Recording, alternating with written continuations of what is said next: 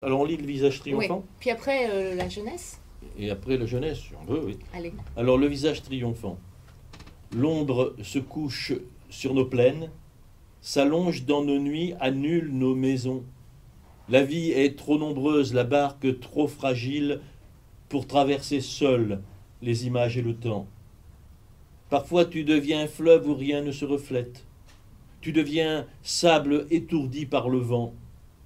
Sous l'étoile impassible, ce passant qui chancelle, ce chêne sans oiseau, cet oiseau sans allié. Tu revois les prairies qui saignent. Longue est la misère, brèves sont les cités. Les amours se dénouent, le soleil reste le même. Tu ne vois nulle part le bourreau terrassé. La vie est trop nombreuse, la barque trop fragile pour traverser seule les images et le temps. Mais toujours on trouve une voix pour la sienne. Mais toujours on trouve un regard pour sa peine. Je chante le visage triomphant. Alors ça, j'adore ça. J'adore parce que vous voyez, quand c'est écrit, c'est dans le monde de la poésie, dans le contexte de la littérature française, c'est complètement incongru. Vous voyez cette affirmation, dire je chante le visage triomphant, alors que tout le monde chantait le visage défait. Tout le monde chantait l'accablement du monde, le malheur, la tristesse.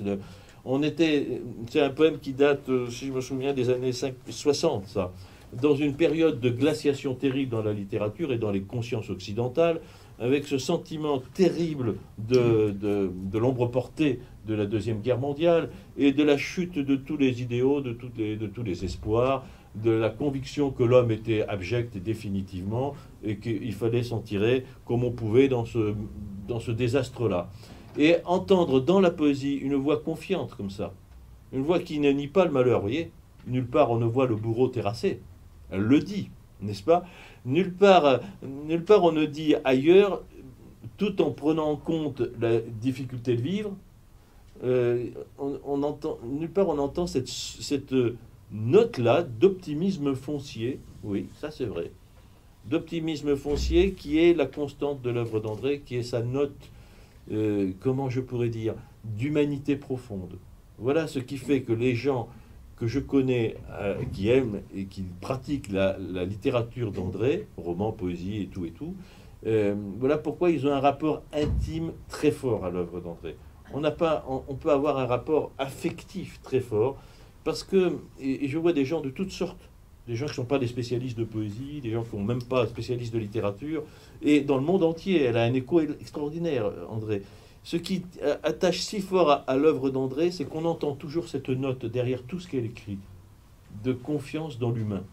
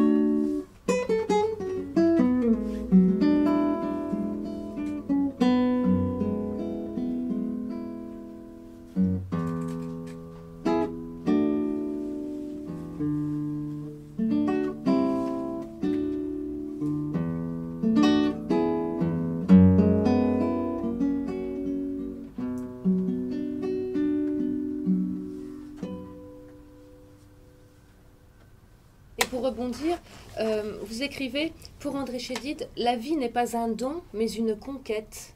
Ça dit bien ce côté résistance. Voilà, ce qu'il faut savoir, ça, elle m'avait dit de vous le dire, alors je vous le dis. C'est que c'était une rebelle. André Chédid. Je ne crois plus au naufrage. Il y a un masque bleu au fond de tous les puits. Les porteuses de pain se succèdent, les vies se souviennent d'autres vies. Il restera toujours une fenêtre où se pencher, des promesses à tenir, un arbre où prendre appui. Quelque part existe le visage de notre terre. Qui nous dira son nom ?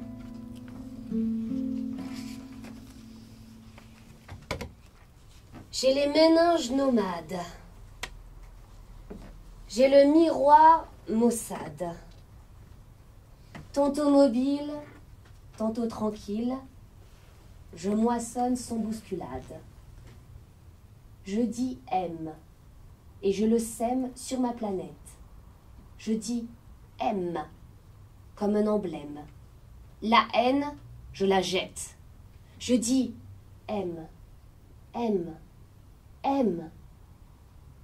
Du sphinx dans mon rimeur, Paris au fil du cœur, du Nil dans mes veines, dans mes artères coule la Seine. Je dis aime, et je le sème sur ma planète. Je dis aime, comme un emblème. La haine, je la jette. Je dis aime, aime, aime.